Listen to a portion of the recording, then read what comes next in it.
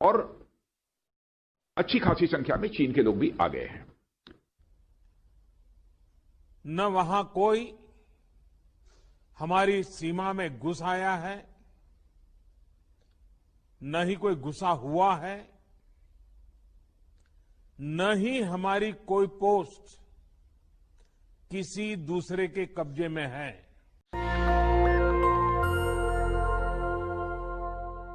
नमस्कार, मैं शंभू कुमार सिंह और आप देख रहे हैं नेशनल दस्तक।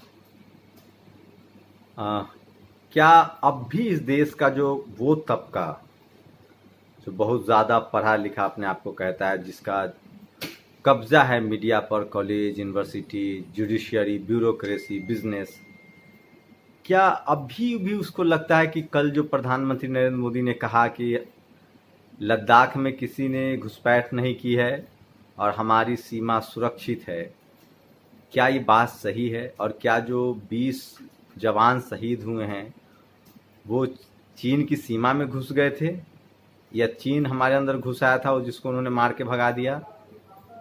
अगर सब कुछ सही था तो मीडिया रिपोर्ट्स पहले क्यों आ रही थी कि चीन 2.5 किलोमीटर पीछे चला गया है, भारत 2.5 किलोमीटर सीमा से? और फिर 10 अखबार जो छाप रहे हैं, 10 लोग जो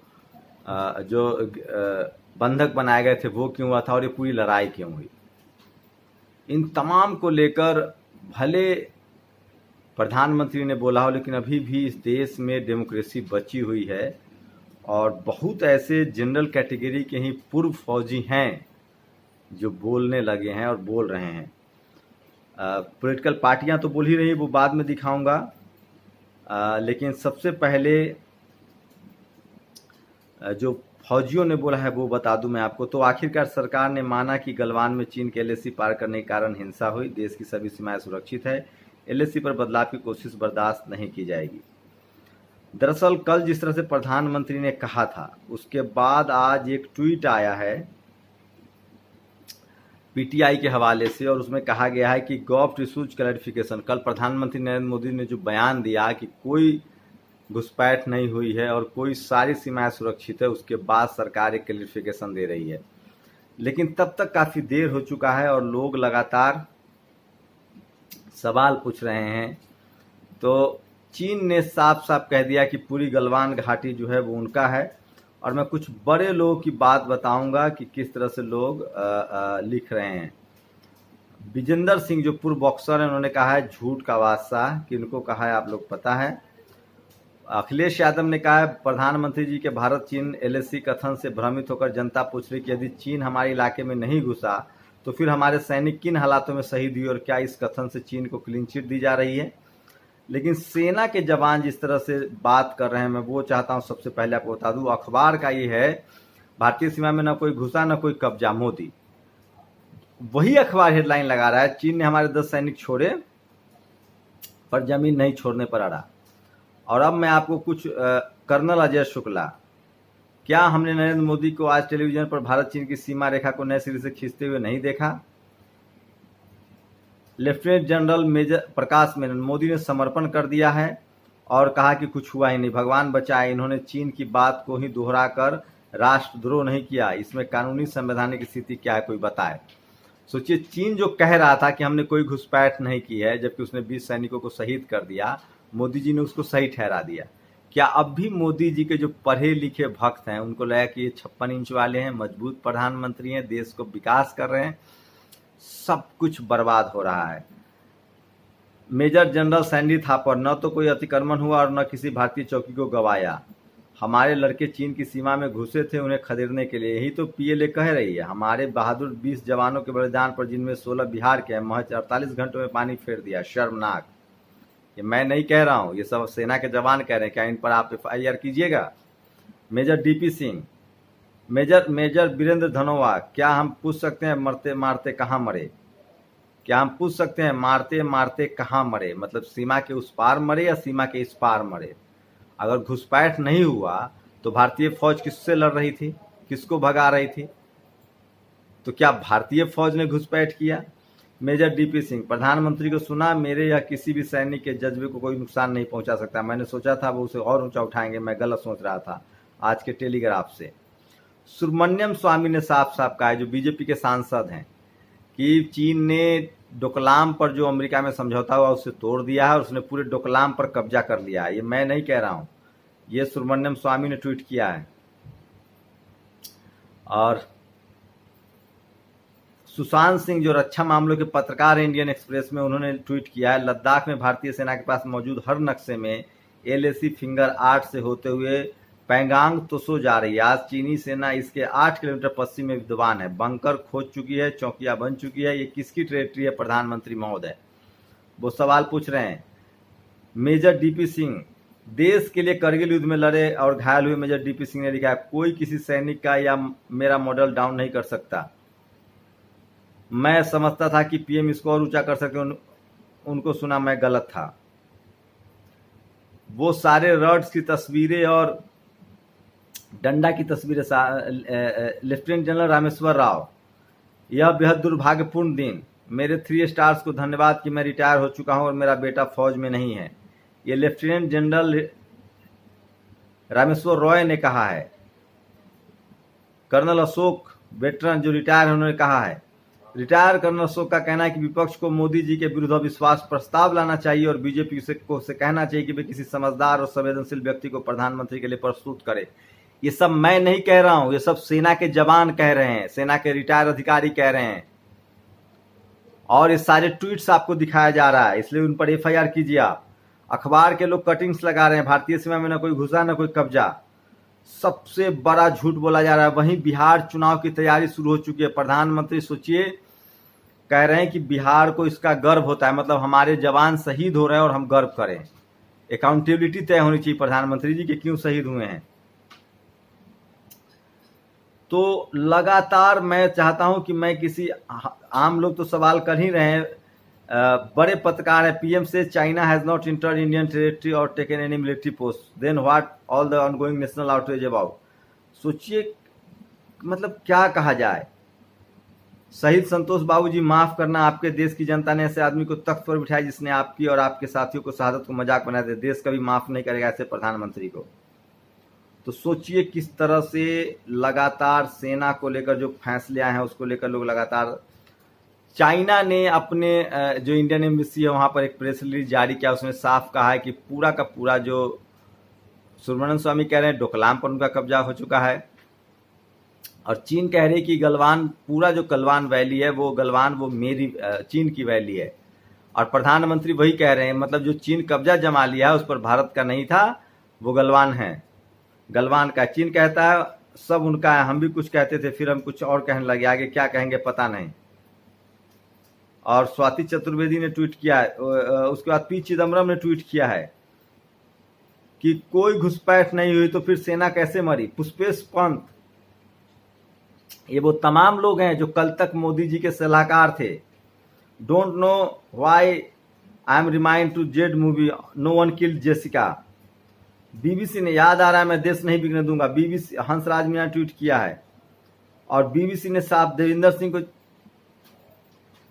लोग देविंदर सिंह को जो जमानत मिले उस पर भी सवाल उठाया। सर्वदलीय बैठक में गरजे PM। ये भी टेलीविजन और अखबार अभी भी PM को बचाने में लगे हुए हैं। लेकिन सेना के जवान, कुछ लोग कह रहे हैं कि नेहरू ने कम से कम लड़ाई तो लड़ी थी, इन्होंने साहब ने तो साफ सरेंडर कर दिया। मुंह चलाना और देश चलाने में बहुत फर्क होता है। 20 शहीदों की आत्मा तुम सबको कभी माफ नहीं करेगी, धिक्कार है, विनोद कापरी ने लिखा है। तो और ये कह रहे थे कि अक्साई चीन लाने के लिए जान दे देंगे, ये समर्थक, बीजेपी के समर्थक कह रहे थे। और जो तिब्बत निर्वासित PM है डोंग लॉब सैंग, उन्होंने कहा after the occupation of Tibet Chinese said that Tibet is the palm and they have now go after 5 fingers, Ladakh, Sikkim, Nepal, Bhutan और अरुणाचल।